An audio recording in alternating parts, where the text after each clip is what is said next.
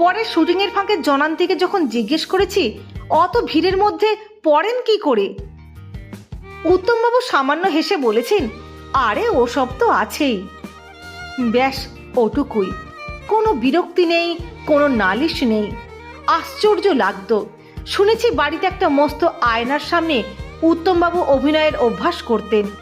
এটা শুনে অনেকে হাসত, কিন্তু উত্তমবাবু জানতেন যে অভিনেতাকে নিজের শরীর, নিজের প্রত্যেকটি পেশির সংকোচনকে চিনতে জানতে হয় গভীরভাবে।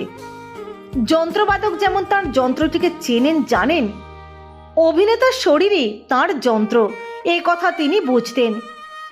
বাংলা শিল্পে কোনো ম্যাটিনি আইডল এখন আছে কি? তিনিও কি ঘরজোড়া মস্ত আয়নার সামনে দাঁড়িয়ে অভিনয়ের অনুশীলন করেন উত্তমবাবুর মতো? দুঃখিত, আমার জানা নেই।